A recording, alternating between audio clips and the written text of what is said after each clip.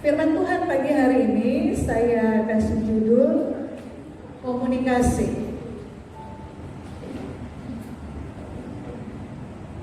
Slide-nya bisa ditampilkan ya.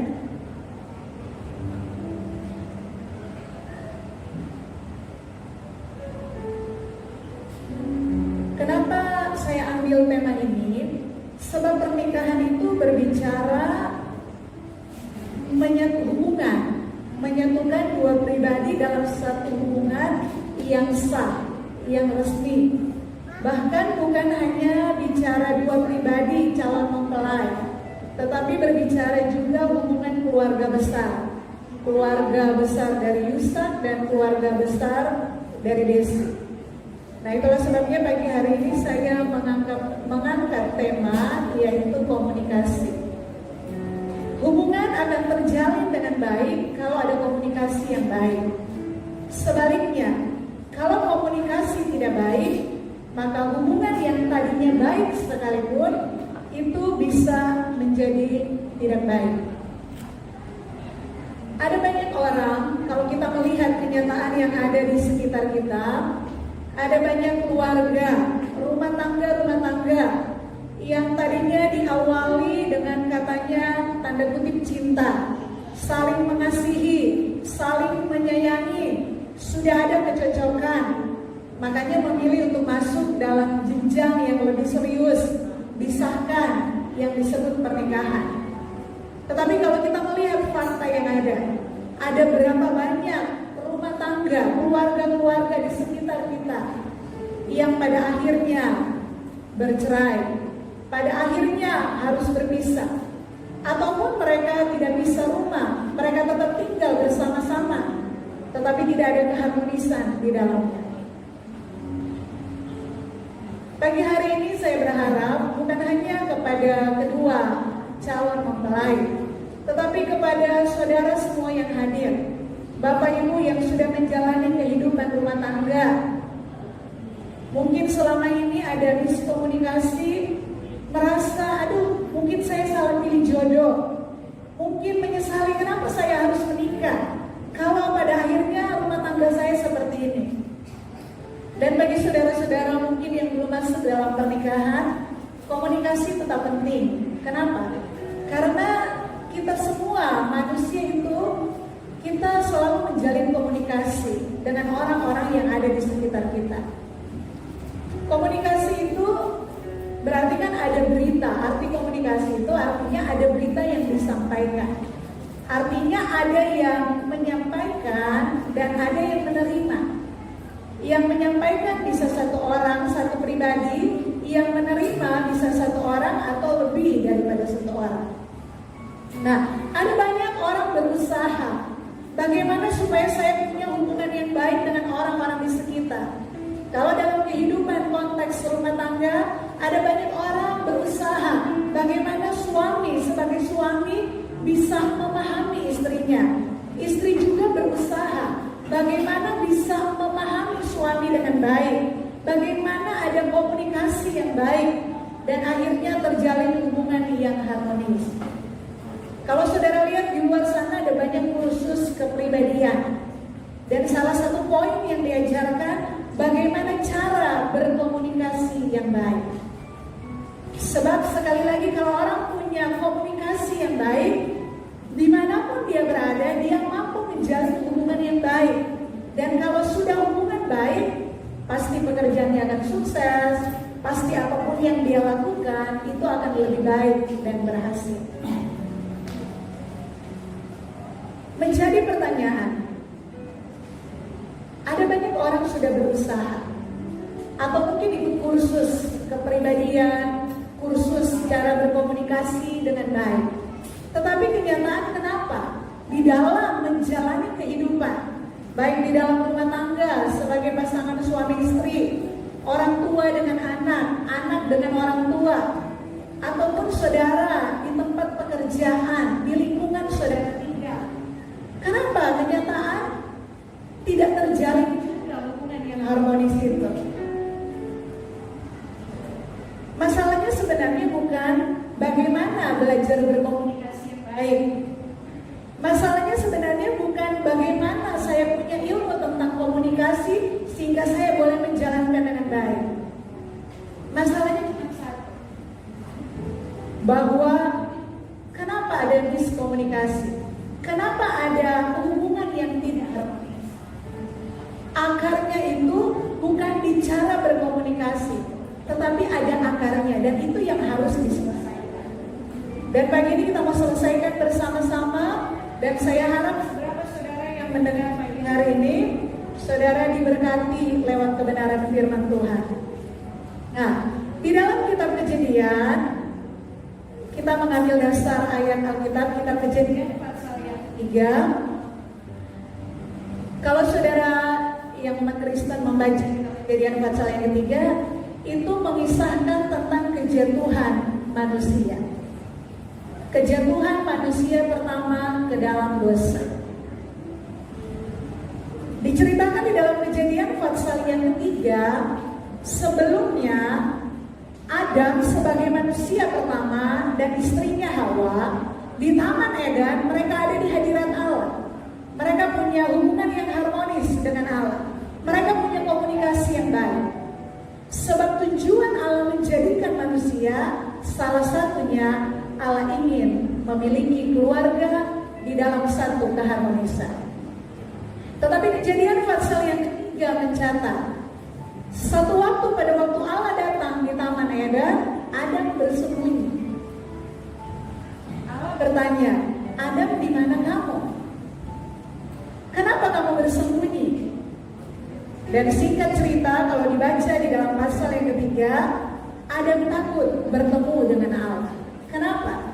Karena dia sudah melanggar aturan Allah yang ada di Taman Eden.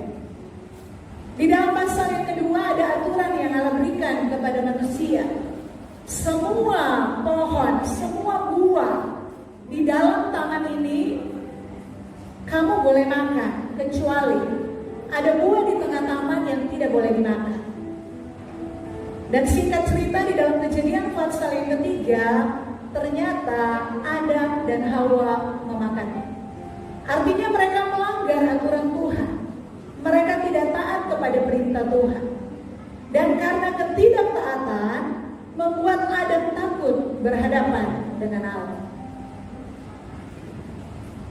Nah, saudara yang kekasih, di dalam Yesaya pasal yang ke-59 ayat yang kedua, firman Allah berkata, yang menjadi pemisah antara kamu dengan Allahmu, yang menjadi pemisah antara manusia dengan Allah adalah segala dosa. Ini yang saya sebut tadi sebagai akar permasalahan.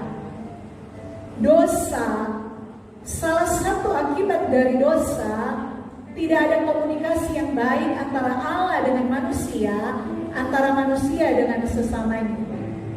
Kejadian pasal yang ketiga menceritakan, pada waktu Allah datang di Taman Eden, pada waktu Adam bersembunyi, Allah bertanya, kenapa Adam kamu bersembunyi? Apakah kamu makan buah yang dilarang? Adam berkata apa? Gara-gara perempuan, gara-gara wanita yang kamu tempatkan di sisiku Tuhan, makanya makan buah itu. Sebelum peristiwa itu Alkitab tidak mencatat, tetapi kita bisa membayangkan bahwa pastilah ada hubungan yang harmonis antara Adam sebagai suami dengan Hawa sebagai istri. Tetapi akibat dari dosa, Adam menyalahkan istrinya. Dan apa yang terjadi dengan Hawa pada waktu dia disalahkan? Dia gak mau terima. Hawa berkata apa? Tuhan, gara-gara ular yang di pohon itu loh, yang menggoda aku, makanya aku makan. Dosa adalah awal hubungan Allah dengan manusia terpisah. Kata Yesaya 59 ayat yang kedua. Bukan hanya hubungan Allah dengan manusia yang terpisah, tetapi hubungan manusia dan sesama itu menjadi rusak. Kenapa? Karena manusia mulai mementingkan diri sendiri. Yang penting saya aman, yang penting saya bahagia, yang penting saya senang, tidak peduli dengan orang-orang sekitar. Mengapa ada rumah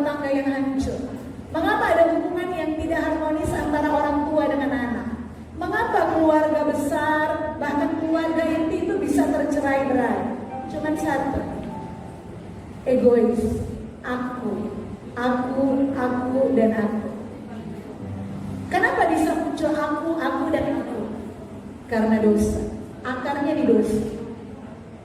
Manusia, kembali saya katakan, mereka pada waktu dijadikan cuma satu tujuan Allah. Allah mau membentuk satu keluarga yang harmonis.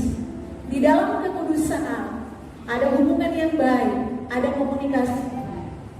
Tetapi dosa menghancurkan, merusakkan semua itu. Tetapi di dalam kekristenan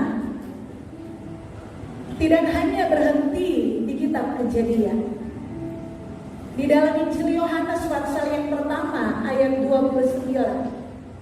Ayat itu berkata, pada waktu Yesus lewat, Yohanes Pembaptis berkata, lihat anak domba Allah yang menghapus dosa dunia.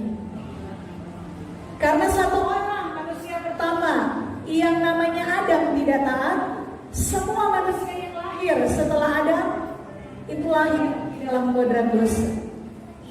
Tetapi Tuhan Yesus 2000 tahun yang lalu, kisahnya bukan hanya ditulis di Alkitab, tetapi ada fakta sejarah yang menyatakan bahwa Yesus benar-benar pernah hidup 2000 tahun yang lalu. Dan Yesus itu siapa? Yesus adalah anak Allah yang menjadi manusia. Untuk apa Allah menjadi manusia? Untuk menyelamatkan manusia dari dosa. Manusia tidak bisa menyelesaikan masalah dosa. Kenapa? Karena manusia sudah berdosa. Itulah sebabnya anak Allah yang tidak ada dosa, dia harus turun ke bumi untuk menyelesaikan masalah dosa. Dan satu catatan yang perlu saya sampaikan kepada saudara, bahwa pengorbanan Yesus, keselamatan di atas kayu salib, Yesus menyelesaikan masalah dosa. Itu bukan hanya dosa orang Israel, itu bukan hanya dosa bangsa Yahudi, itu bukan hanya dosa orang Kristen yang diselesaikan. Tetapi Alkitab berkata, Yohanes 1 ayat 29, semua dosa dunia, dari manusia yang pertama yang namanya Adam sampai manusia terakhir yang akan hidup, dosanya diselesaikan Tuhan Yesus di kayu salib. Artinya apa? Impas. Karena satu orang yang tidak taat namanya Adam, semua manusia lahir kodrat dosa. Tetapi karena ketaatan satu orang manusia, yaitu Allah yang menjadi manusia, yang kita kenal namanya Yesus Kristus, dia mati di kayu salib, menyelesaikan masalah dosa yang dibuat oleh Allah. Amin.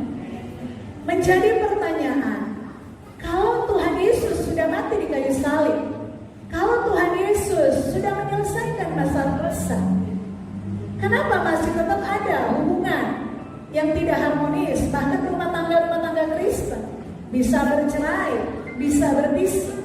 Bahkan orang-orang Kristen yang sudah rajin ke gereja, ternyata gak harmonis. Anak gak menghormati orang tua, anak gak ngurus orang tua gak peduli dengan anak. Kenapa masih ada hubungan yang tidak harmonis? Kenapa masih ada komunikasi yang tidak baik? Bukankah Tuhan Yesus sudah menyelesaikan masalah dosa? Bapak Ibu yang kekasih, saya kembali kepada arti komunikasi. Komunikasi itu kan ada dua pribadi atau lebih, di mana yang satu menyampaikan berita, yang satu menerima. Komunikasi bisa terjalin dengan baik, cuma satu kuncinya. Kalau dua pribadi yang berbeda, yang disebut, kalau saya kembali dulu ya, yang disebut pribadi itu kan artinya punya pikiran, punya perasaan, punya kehendak, itu yang disebut pribadi. Pagi hari ini ada dua pribadi yang akan disatukan dalam pernikahan yang kudus. Pribadi Yusa Andrianto dengan pribadi Desi Christine Madialena. Ini dua pribadi dengan pikiran yang berbeda, dengan perasaan yang berbeda, dengan kehendak yang berbeda. Kok bisa berbeda? Desi anaknya Pak Putu dan Bu Chandrawasih, lahir di Bali. Mungkin dari kecil biasa makan babi guling. Kebiasaan itu sudah lahir dari budaya dari lingkungan keluarga membentuk. Itu membentuk pikirannya, cara berpikir. Itu membentuk rasanya. Itu membentuk kehendak. Sebaliknya begitu juga dengan Yusa. Yusa lahir di Kubu Padi, Pontianak. Kalau nggak ada yang tahu Kubu Padi Pontianak. Kalau nggak tahu Pontianak, Kalimantan Barat. Kalau nggak tahu Kalimantan Barat, buka peta, cari Kalimantan Barat yang mana. Yusuf lahir di Kalimantan Barat. Itu suka apa yang bisa terkenal? Hah? Oh, Dayak. Oke, suku Dayak. Di sana mereka punya budaya yang berbeda. Kalau di sini kita arwana itu taruh di akuarium, betul nggak? Ditaruh bagus dihias-hias, 1 ekor kita lihat dan harganya mahal sekali. Kita kalau orang yang suka ikan itu dihargai, ya dinikmati. Kenapa? Karena mahal dan bagus, warnanya bagus-bagus. Saudara tahu, saya dengar, nggak tahu nih konfirmasi sama Yusta, sama kakaknya, bapaknya yang datang dari langsung. Kata teman saya yang orang sana, di sana itu arwana dibikin pepes. Dibikin pepes. Mereka makan pepesnya. Kalau kita di sini pindang atau ikan tongkol, mereka arwana bisa dibikin pepes di sana. Nah, kebiasaan di mana seseorang lahir, di mana dia dibesarkan, etika di dalam lingkungan itu membentuk kepribadian seseorang. Bagaimana dia berpikir, bagaimana dia memiliki rasa empati kepada orang misalnya, dan bagaimana dia punya kehendak. Nah, sekarang kembali, kalau Yesus sudah mati di kayu salib, kenapa masih ada hubungan yang tidak baik? Kenapa masih ada komunikasi yang tidak baik? Yang jadi masalahnya bukan di Tuhan. Sekarang yang jadi masalah adalah di pribadi manusia itu sendiri. Dan bagaimana supaya dua pribadi ini bisa memiliki komunikasi yang baik, bisa memiliki keharmonisan dalam hubungan. Cuma satu kuncinya, harus memiliki tujuan yang sama. Makanya Roma pasal yang ke-12 ayat yang kedua berkata, pembaharuan akal budi. Kalau tujuannya sudah sama, kalau goalnya sudah sama, bukan hanya 2 orang. Mau kita satu gedung ini berapa orang, kita pasti akan memiliki cara berpikir yang sama. Kenapa? Karena goalnya sudah sama, tujuannya akan kita capai sama. Itulah sebabnya di dalam kekristenan, kalau saudara baca Alkitab dari Kejadian sampai Wahyu, tidak ada ciri-ciri khusus yang diajarkan bagaimana untuk mendapatkan istri, mendapatkan suami. Tidak ada. Tetapi ada satu yang Alkitab tekankan, bahwa gelap, bahwa terang tidak mungkin bersatu dengan gelap. Itulah sebabnya di dalam kekristenan pernikahan harus satu iman. Dan yang kedua, sebelum Yusak dan Desi duduk di depan saya, di depan saudara pagi hari ini, mereka sudah mengikuti katekisasi. Katekisasi itu pelajaran tentang pernikahan. Jodoh itu apa? Suami itu apa? Bagaimana menjadi suami yang baik? Istri itu apa? Apa tanggung jawab? Bagaimana mengatur keuangan? Bagaimana kalau salah satunya tidak bisa memenuhi tanggung jawab? Apa rancangan Allah dari awal, baik kepada manusia, baik kepada pernikahan, baik kepada keluarga, baik kepada pekerjaan? Semua itu sudah diajarkan. Dan mereka mengikuti 10 sesi pertemuan untuk menyelesaikan katekisasi sampai mereka boleh duduk di sini.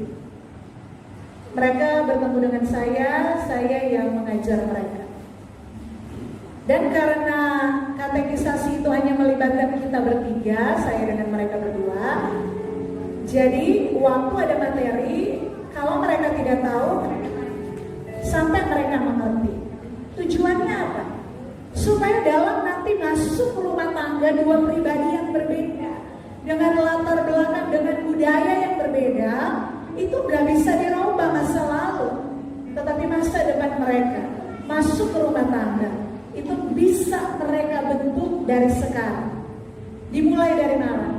Satu pemahaman, satu pikiran, satu tujuan. Dan semua bahan katekisasi itu sumbernya cuma satu, dari Alkitab. Nah, saudara yang kekasih, menyamakan tujuan itu tidak mudah. 10 kali ikut katekisasi belum cukup. 7 tahun Yusa dan Desi menjalin hubungan pacaran tetap akan berbeda pada waktu hari pertama kalian sudah ada di dalam rumah tangga. Ada banyak hal tuh yang akan kalian tanda kutip kaget-kaget. Kok kamu begini? Ternyata begini. Itulah kenapa? Karena kita dibesarkan dari budaya latar belakang yang berbeda. Tapi kembali saya katakan, garis bawahi bahwa kalian punya satu tujuan. Di gereja kami diajarkan bahwa pernikahan bukan sekedar mencari kebahagiaan, tetapi pernikahan adalah bagaimana memberi kebahagiaan. Pernikahan cuma satu tujuan, yaitu menggenapi rencana. Oleh sebabnya pagi hari ini, saya sebagai hamba Tuhan dan seluruh jemaat yang hadir, kami hanya bisa menasihat, kami hanya bisa menyampaikan doa restu, tetapi selanjutnya hubungan kalian berdua, bagaimana memiliki komunikasi yang baik, bagaimana memiliki keharmonisan dalam keluarga, kalian yang menentukan. Ya, kalian yang menentukan. Sebab itu tetaplah setia kepada Tuhan, tetap rajin beribadah, tetap punya saat pribadi di rumah. Pada waktu kalian menemukan Tuhan, mengalami Tuhan dalam hidup kalian, itu solusi dari segala masalah yang ada. Amin. Tuhan memberkati.